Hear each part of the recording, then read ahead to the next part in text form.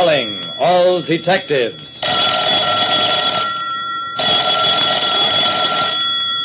A transcontinental train, a pretty girl, and a revolver slipped into a handbag.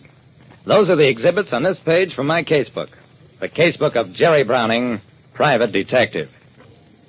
A private detective like me, Jerry Browning, soon learns there's no sense in using violence, where gentler methods are just as good.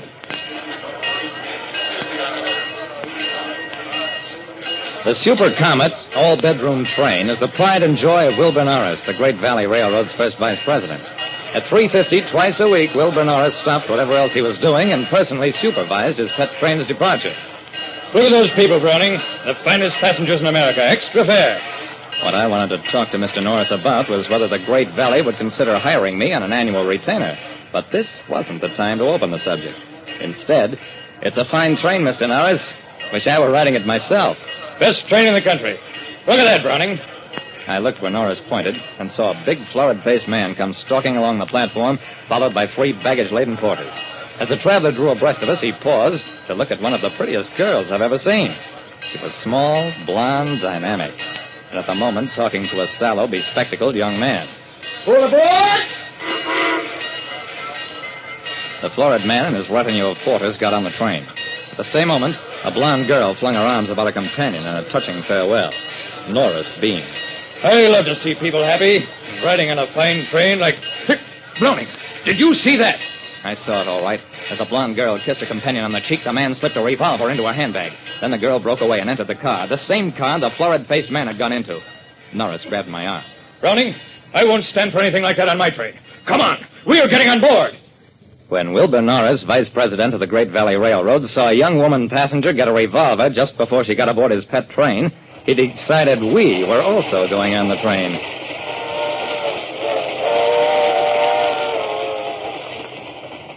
But, Mr. Norris, we haven't any clothes with us, no space to sleep in. Anyway, you can't go up to strange young women and ask them why they're carrying revolvers. Norris turned a frosty glare on me. Don't bother me with trifles, Browning. Your job is to get that gun. Yes, sir. Norris wheeled as the train and Pullman conductors came up to us. I'm Wilbur Norris. This is Mr. Browning, our special investigator. Cooperate with him. Norris turned and marched off in the direction of the club car. I was on my own. I decided it was time for some explanations. Look, conductor, there's a girl in this car up to some funny business. When you get to her space, make her change with somebody else, anybody, just so I get a chance at a quick frisk of her handbag. I'll say this much for the conductor, nothing fazed him. At the girl's room... Conductor, miss, an error's been made. You'll have to change space. My assistant will transfer your luggage. She made no trouble about it. When the conductor went into his routine at the next bedroom... You can't make me change. I'll take it up with the president of the line. Yeah? It was the florid-faced man, and his tirade halted abruptly when he saw the girl. Why, for this sweet little lady, I'd be happy to change. Permit me, miss. Let me help you with your baggage.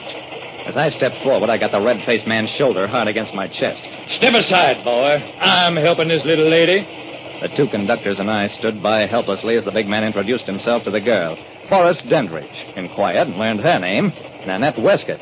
She gave him about 20,000 volts from big, grateful eyes, and from that moment on, he was a gone goose.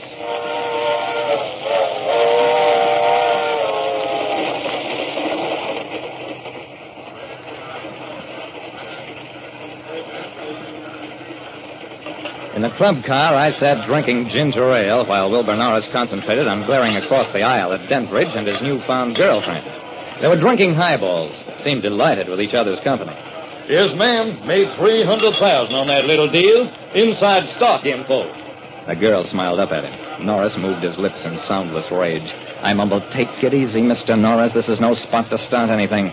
The spot came about 20 minutes later when Dendridge needed cigarettes, walked back toward the bar. I got up, strode across the aisle. "Listen, miss, I know you're carrying a gun in your bag. If you start anything on this train, She slapped me. Just like that, a hard, stinging blow. A moment later, I felt a hand grab my shoulder, spin me around, and... I'm sorry, Nanette. They let anybody ride trains these days. Shall we go have dinner?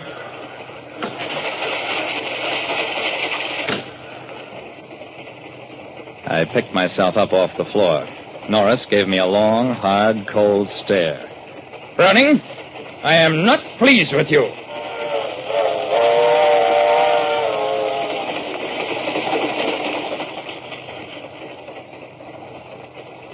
Norris went into dinner about 7 o'clock. I just sat in the club car and brooded. At that moment, I didn't care whether I never got another Great Valley case or whether blonde menaces plucked whole trainloads of rich, loud-mouthed braggarts. As for the gun in her bag... The gun in her bag. The cool way she slapped me down. Of course. I grinned, relaxed, and lit a cigarette.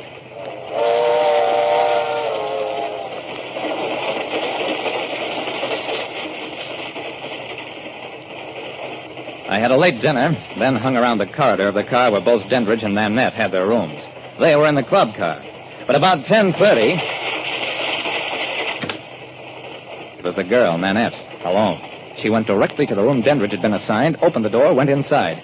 A few moments later, Dandridge came staggering along, opened the door to his room, and let out a bellow of rage. That's when I went into action. I found what I expected, Dandridge's briefcase open and papers strewn about the room, and Dandridge struggling with a girl who was trying to get the revolver out of her bag. This time I yanked Dandridge around and... I turned to the girl. Grab the stuff you need and get out of here quick. I've already told the conductor to let you off at an emergency stop. You can take care of yourself from there on. The girl gave me an appraising look, nodded, then swiftly made a selection of the papers and slipped out into the corridor. A couple of minutes later...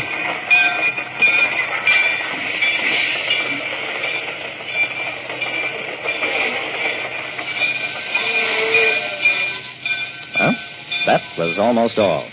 I left Dandridge's room, found Norris, and hustled him into one of the baggage cars, and we stayed there until the train made its first regular stop. And when he protested, Mr. Norris, have you heard about guys who made a lot of money during the war and never bothered to declare their incomes? The tax department likes to collect from people like that when it can get evidence. And there's nothing like a pretty girl agent against guys like Dandridge, if you understand what I mean. Norris understood all right. About a week later, there was a small paragraph in the papers about a Mr. Forrest Dandridge who had voluntarily declared an additional $900,000 in income, piously paid his tax, and a walloping big fine as well. That was all.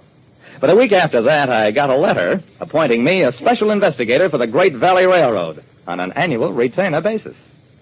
Like I said, you can catch more flies with honey than with vinegar. And when a honey like Nanette packs a gun, you can be pretty sure she's after bigger game than flies. Listen next time to Calling All Detectives. Mystery drama, mystery quiz, and a chance for you to match wits with yours truly, Jerry Browning, Private Detective.